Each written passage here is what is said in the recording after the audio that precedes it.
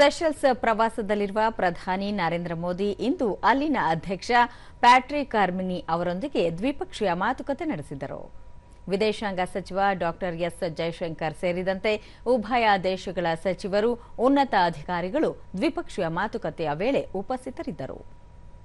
ಮಾತುಕತೆ ವೇಳೆ ಭಾರತ ಸೆಷಲ್ಸ್ ನಡುವಿನ ರಾಜತಾಂತ್ರಿಕ ಸಹಕಾರ, ಉಭಯ ದೇಶಗಳ ಬಾಂಧವ್ಯ ವೃದ್ಧಿ, ಸಹಕಾರ ಒಪ್ಪಂದಗಳು, ರಕ್ಷಣಾ ವಲಯಕ್ಕೆ ಸಂಬಂಧಿಸಿದ ವಿಚಾರಗಳು ಹಾಗೂ ಅಂತಾರಾಷ್ಟ್ರೀಯ ಸಮಕಾಲೀನ ವಿಷಯಗಳ ಕುರಿತು ಮಹತ್ವದ ಚರ್ಚೆ ನಡೆಯಿತು.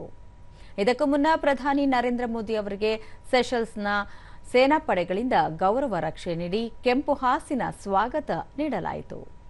ಪ್ರಧಾನಿ ಅವರಿಂದು ಸೆಷಲ್ಸ್ ರಾಷ್ಟ್ರೀಯ ಸಂಸತ್ತನ್ನು ಉದ್ದೇಶಿಸಿ ಮಾತನಾಡಲಿದ್ದಾರೆ. ಅಲ್ಲದೆ ಸೆಷಲ್ಸ್ನಲ್ಲಿ ನೆಲೆಸಿರುವ ಭಾರತೀಯ ಮೂಲದ ನಾಗರಿಕರೊಂದಿಗೆ ಸಂವಾದದಲ್ಲಿ ಪಾಲ್ಗೊಳ್ಳಲಿದ್ದಾರೆ. ಬಳಿಕ ರೋಚೆ ಕೈಮಾನ್ನಲ್ಲಿ ಏರ್ಪಡಿಸಲಾಗಿರುವ ಸೆಷಲ್ಸ್ ರಾಷ್ಟ್ರೀಯ ದಿನಾಚರಣೆಯಲ್ಲಿ ಮುಖ್ಯ ಅತಿಥಿಯಾಗಿ ಭಾಗವಹಿಸುವರು. ಈ ರಾಷ್ಟ್ರೀಯ ದಿನಾಚರಣೆ ವೇಳೆ ಭಾರತದ 2 ಯುದ್ಧ ನೌಕೆಗಳು ಹಾಗೂ ಸೇನಾ ತುಕಡಿಗಳು ಭಾಗಿಯಾಗುತ್ತಿರುವುದು ವಿಶೇಷವಾಗಿದೆ.